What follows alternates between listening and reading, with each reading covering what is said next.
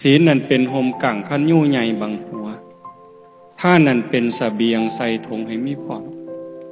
การทำบุญให้ท่านบริจาคแบ่งปัน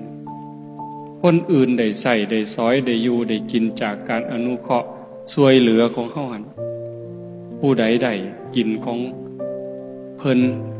คือเฮาได้เพิ่นให้ข้าวให้น้ำเครื่องอยู่ของกินเฮาก็โอ้ยสาธุเด้อให้เจ้าได้บุญหลายๆคือกันท่านนั่นเป็นเสบียงคือห่อข้าวห่อน้ำแม่สิย่างเดินกวงๆทางเวิงว่างกวงไกล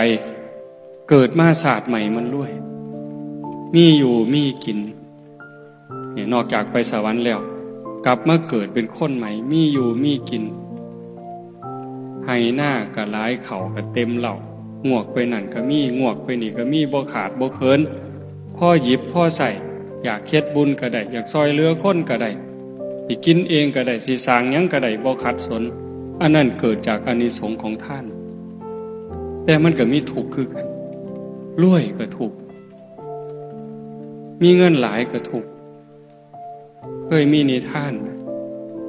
หลวงปู่พุทธทาสเพิ่นเล่าว่ามีคนขอทานผู้หนึ่งไปนอนอยู่ใต้บ้านเศรษฐีนอนข้างกำแพงจังซี่คือเฮือนโยมไม่ออกมานอนอยู่ข้างกำแพงเพราะว่าคนถูกขอทานบ่มีบนอยู่เด้มานอนข้างเฮือนเศรษฐีเรามีคุยไปเป่าคุยคนเขาก็เห็นสงสารเขาก็เอาเงินให้ได้มามื้อใดก็ได้มื้อละสลึง2สลึงก็ซื้อกินหมดมาฮอดยามมื้อแลงก็นอนข้างเฮือนเศรษฐีกับเป่าคุยม่วนขาขึ้นหางเป่าคุยก่อนสินอนมันนั่นเป็นสังสรรค์เป็น5 ปี10 ปีผ่านไปบัดมื้อนึงบัดนี้มันบ่เป่าคุยเศรษฐีเราก็ได้ฟังเสียงคุยนั่นล่ะกล่อมนอนแล้วมันเป่ามวนนะมื้อนี้มันคือบ่เป่าเศรษฐีบ่มีแนวกล่อมนอนบ่หลับก็เลยลงมาเบิ่งมันเป็นหยังมันป่วยว่ามันโซ่ว่า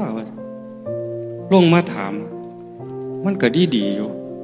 ถามว่าเป็นหยังโซ่อยู่บ่ป่วยอยู่บ่เอาเป็นหยังมันคือบ่เป่าคุย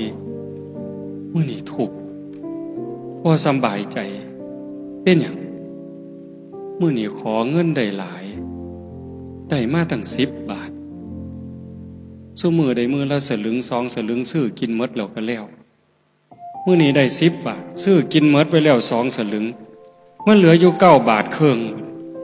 สิเสี่ยงไว้ใส่นี่หานอนหลับก็สิบ่มันลักเอาบ่ว่าเห็นบ่โทษจากรวยเห็นบ่มันเหลืออยู่9 บาทกลัวๆนี่สิไปเสี่ยงใส่ที่ฝังดินก็บ่คักสิกำไว้บ่นอนหลับมันก็สิบ่ฮู้เรื่องคือเก่าใส่ถงไว้บ่นอนหลับเขาก็สิมาพลิกเอาคือเก่าจักสิเอาไว้ใส่เลยนอนบ่หลับว่าซั่นว่าบ่มีอารมณ์สิเป่าคุยดอกมื้อนี้ว่าเห็นบ่นี่โทษจากรวยเห็นบ่นี่มันก็นอนบ่หลับทุกข์คือเก่า